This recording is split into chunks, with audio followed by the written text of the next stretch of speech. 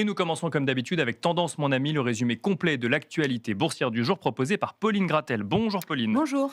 Quelle est la tendance sur les indices en Europe aujourd'hui Pauline, avec un CAC 40 notamment qui n'est plus qu'à quelques points de son record? Oui, en Europe, la tendance n'est pas très marquée avec un Stoxx 600 autour de l'équilibre, mais en France, le CAC 40 s'affiche en hausse et se rapproche encore un peu plus de son record historique. Il évolue autour de 8250 points, soutenu par Edenred, mais lesté par Eurofins après leur publication. On y revient. Aux États-Unis, les indices sont ouverts autour de l'équilibre. Voilà, le CAC 40 qui à l'heure actuelle est à 8249,50 points exactement.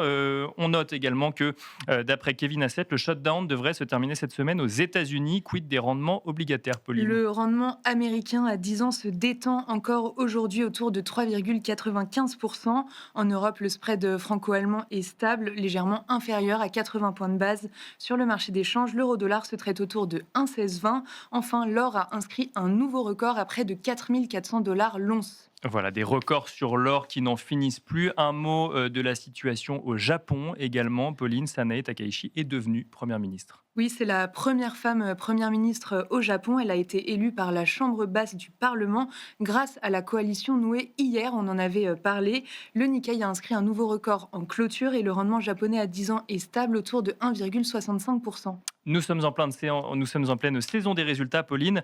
Edenred a rendu une copie plus que saluée. Oui, c'est ça, c'est la hausse du jour, plus 15%. Edenred et Visa ont annoncé un partenariat stratégique afin de développer leur présence sur le marché du paiement. Du côté de ces résultats, le chiffre d'affaires d'Edenred progresse de 6,5% au troisième trimestre sur un an. C'est supérieur aux attentes et les objectifs annuels sont confirmés. Voilà, Edenred qui progresse même un peu plus de 15%, plus 20% à l'heure où on se parle. Aux antipodes au sein du CAC 40, Eurofins Scientifique trébuche, lui. Oui, à l'inverse de Edenred, les résultats sont jugés décevants. Le titre est lanterne rouge du CAC 40 et perd 8%.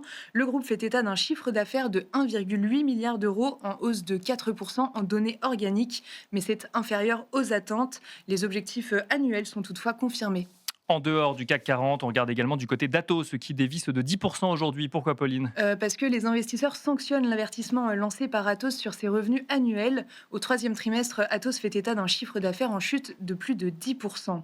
C'est pire pour OVH Group qui décroche de son côté de 20% après avoir publié des prévisions de croissance jugées décevantes. Beaucoup d'actualités entreprises aux États-Unis également, Pauline. On a pris connaissance des résultats de General Motors ou encore de 3M. Oui, commençons avec General Motors qui bondit de plus de 10% après avoir revu à la hausse ses prévisions de bénéfices annuels grâce à l'allègement concernant les tarifs. Et 3M dépasse les attentes au troisième trimestre et relève ses perspectives pour 2025.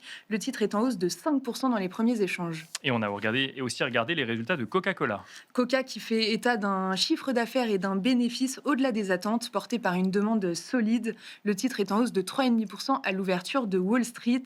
Et juste un mot aussi de Philip Morris qui a relevé pour la troisième fois ses prévisions de bénéfices annuels soutenues par la forte demande de substituts, donc de sachets de nicotine et de demande pour sa cigarette électronique IQOS.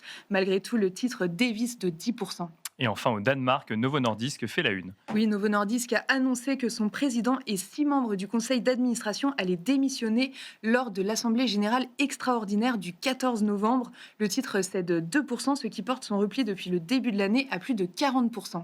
Et un mot rapide, Pauline, de l'agenda de demain. Demain, les investisseurs arbitreront les résultats de Netflix et en France de L'Oréal publiés ce soir après la clôture des marchés.